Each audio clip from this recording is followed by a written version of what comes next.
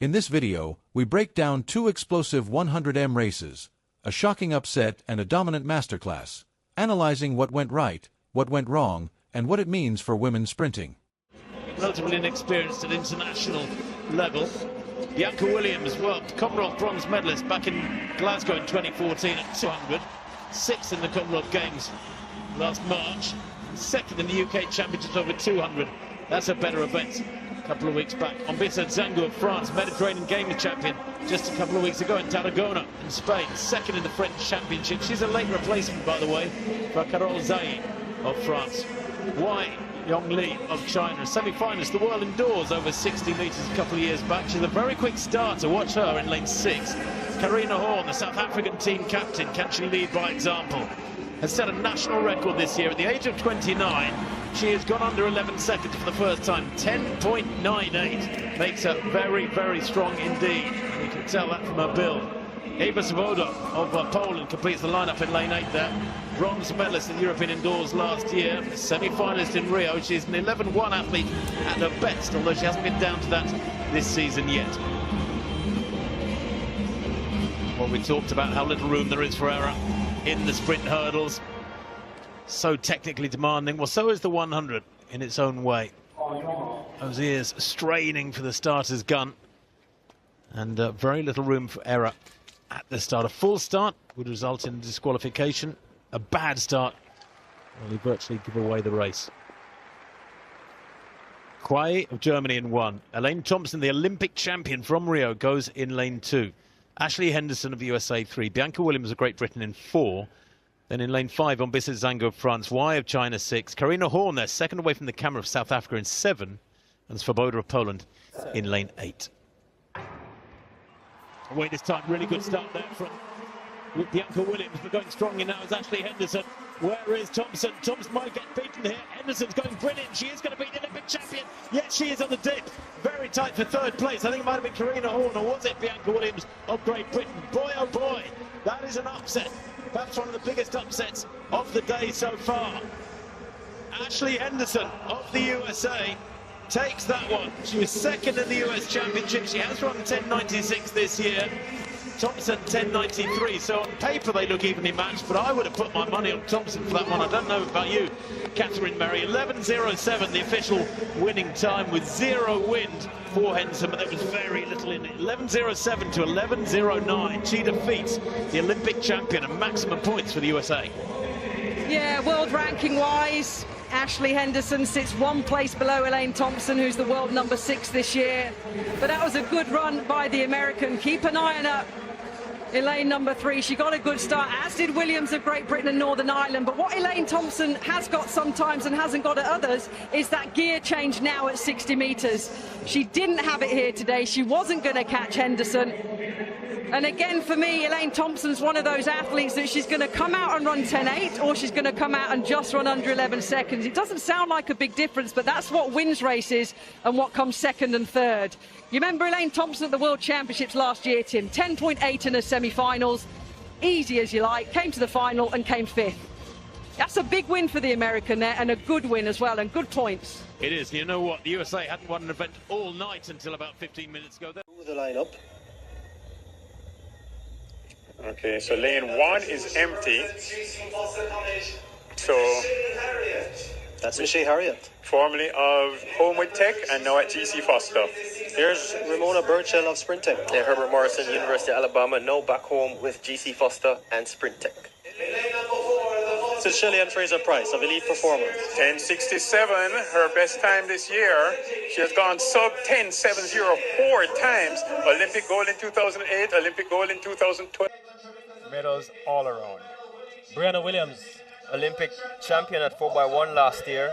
World junior champion in 100, 200 back in 2018. 6th at the World Championship Indoor this year. Dominique Clark, running unattached. Dominique Clark stepping up to deliver a special performance in a very hot race. Julia Smith in 7 MVP International. Yeah, great to see her back. 2019 World Championship medalist in the 4x1. Had a setback last year but good to see her back up and running. Jodine Williams of Racers in 8. Has been running on the local circuit at the Velocity Fest meets and the Jubilee Series. Let's see if she can get through to the semifinals. So Shelly-Ann Fraser-Pryce in 4, the world leader, 10.67 seconds. And she ran it twice for good measure. Most recently, just this past weekend in Paris. So she's made the trip, the long flight home. She's back in the 100 meters here and already has a bye to the World Championships. In the 100 meters. Set. And cleanly away, good start for Brianna Williams. Fraser-Pryce also has a good start, so too Ramona Burchell. It's Fraser-Pryce, Williams and Burchell. Fraser-Pryce steps away and looks superb. Shelly-Ann Fraser-Pryce, 10.69. That's the flash time. That is the flash time for Shelly-Ann Fraser-Pryce. Let's see the wind. It's legal for Fraser-Pryce. 10.70 for Shelly-Ann Fraser-Pryce. Okay, what's very special is that we're going to have some big PBs, I believe, possibly behind. No, but Williams at 10.98. Oh, so Brianna Williams just won 100th of her personal best. But Shelly-Ann Fraser-Pryce. And she didn't get a good start, gentlemen. She was behind Ramona Burchell at 30 meters, but now gets up into a running at 50 and accelerates again away from Brianna Williams and goes through to win in 10 points. The women's 100 meters once again reminded the world why it is the most unforgiving event in athletics, a race where hundredths of a second separate glory from disappointment, and reputations can shift in less than 11 seconds. At one championship meet, the spotlight was firmly on Elaine Thompson-Herah, the Olympic gold medalist known for her devastating top-end speed and championship pedigree. She entered the race as the overwhelming favorite, fresh off a national title in Jamaica and a commanding 10.93 performance at the Diamond League in Chaux-de-Fonds. On paper, the script seemed simple. Stay close through 60 meters, unleash the trademark finish, and close the show. But sprinting rarely follows a script. Across the track stood Ashley Henderson, an athlete respected for her consistency but not widely tipped to produce an upset of this magnitude. From the gun, Henderson looked composed and technically sharp. Her drive phase was efficient, her transition smooth, and crucially, she held her form under pressure. As the race reached the 60-meter mark, the zone where Thompson-Herah typically begins to dominate, something unexpected happened. The Jamaican star did not find her usual extra gear. A slight loss of momentum, almost imperceptible to casual viewers, proved decisive at this level. Henderson stopped the clock at 11.07 seconds.